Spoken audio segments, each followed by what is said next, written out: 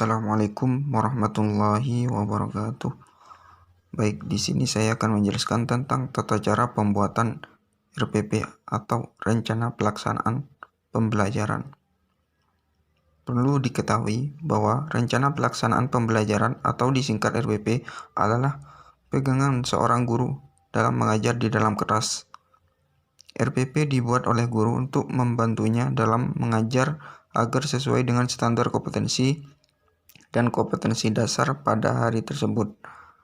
RPP adalah rencana pembelajaran yang dikembangkan secara rinci dari suatu materi pokok atau tema tertentu mengacu pada silabus. Baik, langkah pertama yaitu tentukan satuan pendidikannya. Sini satuan pendidikannya adalah SMP Tunas Muda. Lalu tentukan mata pelajaran. Di sini PPKN. Lalu tentukan kelas, semester, dan materi pokok, serta tentukan alokasi waktu. Lalu langkah berikutnya yaitu tentukan kompetensi inti. Untuk kompetensi inti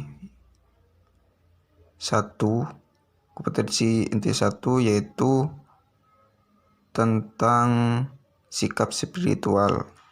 Untuk kompetensi inti yang kedua atau KI 2 yaitu berisi sikap sosial. Dan untuk kompetensi inti ketiga atau KI 3 yaitu berisi tentang pengetahuan. Lalu kompetensi inti 4 atau KI 4 berisi tentang keterampilan.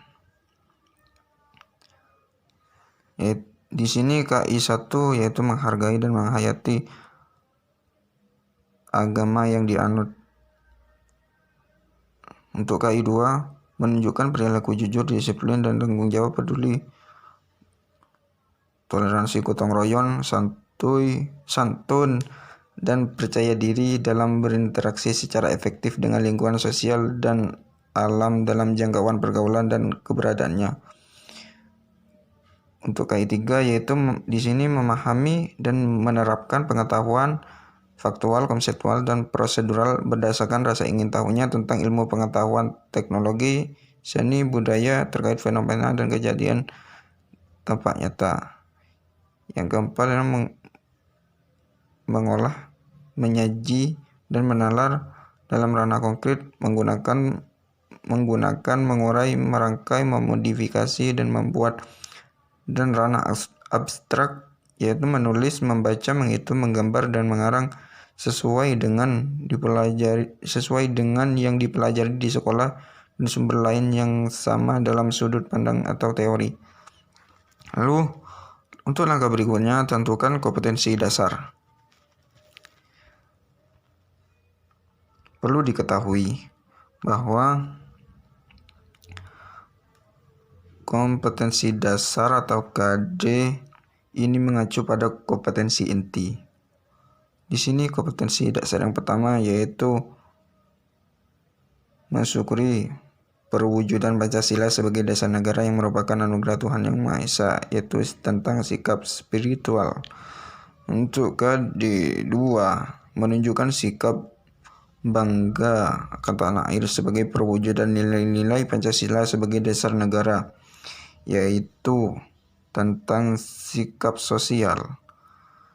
Untuk KD ketiga membandingkan antara peristiwa dan dinamika yang terjadi di masyarakat dengan praktik ideal Pancasila sebagai dasar negara dan pandangan hidup bangsa, yaitu tentang pengetahuan.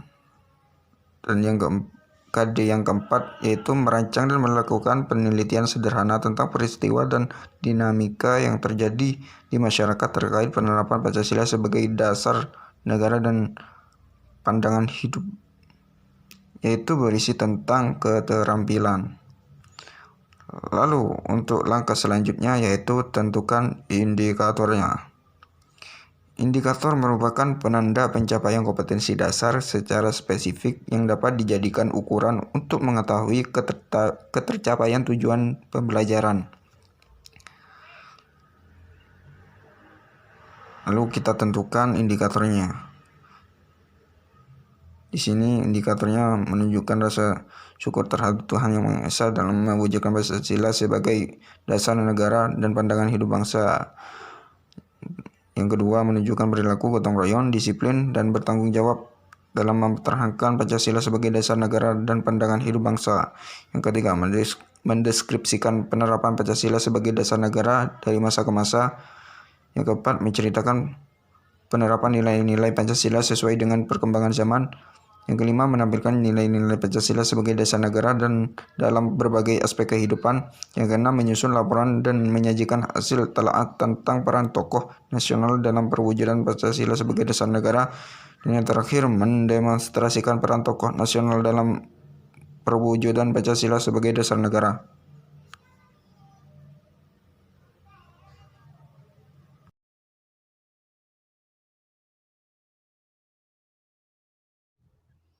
Baik, selanjutnya di sini saya akan menjelaskan tentang mengeksplorasi materi, metode, media, dan sumber pembelajaran.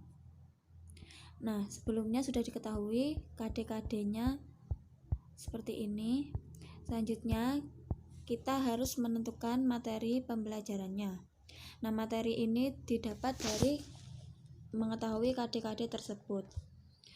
Contohnya yang pertama yaitu di dalam KD-nya di sini ada mensyukuri perwujudan Pancasila sebagai dasar negara yang merupakan anugerah Tuhan Yang Maha Esa. Nah, berarti di sini materinya yaitu Pancasila sebagai dasar negara.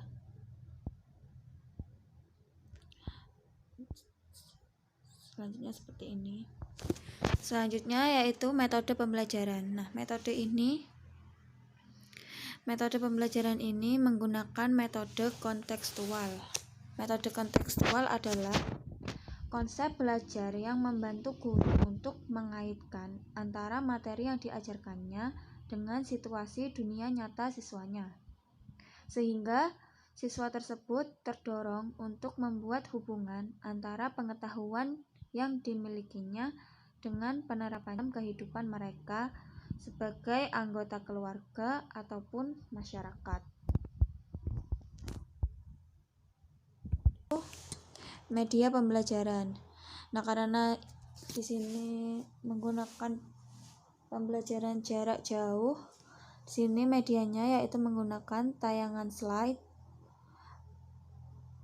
dan LCD atau laptop dengan menggunakan media Zoom atau Google Meet juga bisa. Sumber belajar dari materi-materi tersebut didapat dari modul pendidikan Pancasila kelas 9 atau buku guru pendidikan Pancasila kelas 9. Bisa juga didapat dari sumber-sumber dari internet asalkan sumber itu dapat dipertanggungjawabkan.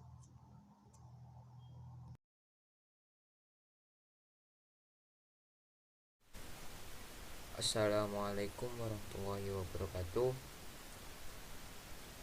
Perkenalkan, nama saya Muhammad Saiful Rijal, NIM T2019-1300. Baiklah, di sini saya akan sedikit menjelaskan bagaimana cara pembuatan langkah-langkah pembelajaran. Langkah-langkah pembelajaran itu ada 3 pembagiannya.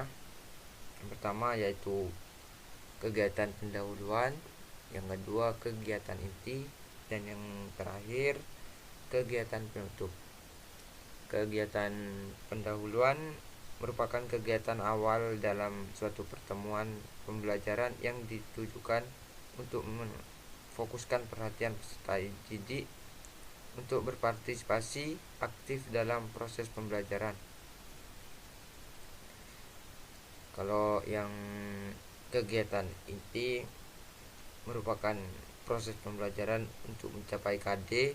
Kegiatan pembelajaran dilakukan secara interaktif, inspiratif, menyenangkan, menantang, memotivasi peserta didik untuk berpartisipasi aktif serta memberikan ruang yang cukup bagi prakarsa.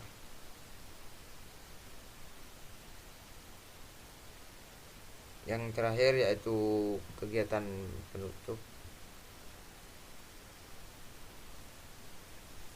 Kegiatan penutup merupakan kegiatan yang dilakukan untuk mengakhiri aktivitas pembelajaran yang dapat dilakukan untuk dalam bentuk rangkuman atau kesimpulan, penilaian, dan refleksi, umpan balik, dan tinjak lanjut. Ini merupakan contoh pembuatan langkah-langkah yang kegiatan pendahuluan seperti ini. Karena berhubung ini RPP yang daring, jadi kita buat yang seperti ini. Yang A, kegiatan pendahuluan, serta didik disiapkan secara fisik dan psikis untuk mengikuti peserta pembelajaran. Diawali dengan berdoa, menanyakan kehadiran peserta didik, kebersihan dan kerapian kelas, serta kesiapan buku, tulis, dan sumber belajar melalui Zoom Meeting atau Google Meet. Seperti itu. Yang kedua yaitu peserta didik diminta untuk yang kegiatan inti, peserta didik diminta untuk mengamati gambar 1.1 sampai gambar 1.5, atau guru dapat menanyakan video atau tayangan lain yang sesuai dengan tema upah merubah Pancasila sebagai dasar negara. Seperti itu. Yang kegiatan penutup misalnya seperti melakukan refleksi atas manfaat pembelajaran yang telah dilakukan dan menentukan tindakan yang akan dilakukan berkaitan dengan pengalaman sejarah merupakan dasar negara Pancasila, dengan meminta peserta didik menjawab pertanyaan yang diberikan oleh gurunya. Seperti itu. Yang pertemuan selanjutnya ya sama seperti yang pertemuan pertama, bedanya cuman babnya gitu. Berhubung di sini babnya ada 4, jadi pertemuannya ada 4 dan alokasi waktunya 3 kali 40 menit. Gitu. Mungkin sekian dari saya, kurang lebihnya saya mohon maaf. Assalamualaikum warahmatullahi wabarakatuh. Assalamualaikum warahmatullahi wabarakatuh. Nama saya Muhammad Hamzah, NIM T 2019-1268. Di sini saya akan menjelaskan tentang penilaian. Dalam standar proses Permendikbud nomor 22 tahun 2016, di sana disebutkan bahwasanya kegiatan guru dalam proses pembelajaran mengenai tentang perencanaan proses pembelajaran, pelaksanaan proses pembelajaran, dan hasil pengamatan hasil pembelajaran atau penilaian proses pembelajaran. Di sini disebutkan dalam penilaian yakni terbagi dua, yakni prosedur penilaian dan instrumen penilaian. Yang pertama penilaian proses, yakni menggunakan format pengamatan dilakukan dalam kegiatan pembelajaran sejak dari kegiatan awal sampai kegiatan akhir. Yang B yakni penilaian hasil, menggunakan instrumen penilaian hasil belajar dengan tes tulis, serta ada instrumennya, yakni dapat dilihat sendiri. Penilaian terdiri dari 2 jenis, yakni penilaian proses dan penilaian hasil, seperti kinerja, sikap, dan soal. Di sini juga ada beberapa contoh penilaian seperti sikap dengan menggunakan lembar pengamatan, pengetahuan menggunakan lembar kerja peserta didik, tes tulis, dan tes lisan. Sedangkan keterampilan digunakan untuk seperti kinerja dan praktek. Terima kasih. Sekian dari saya. Assalamualaikum warahmatullahi wabarakatuh.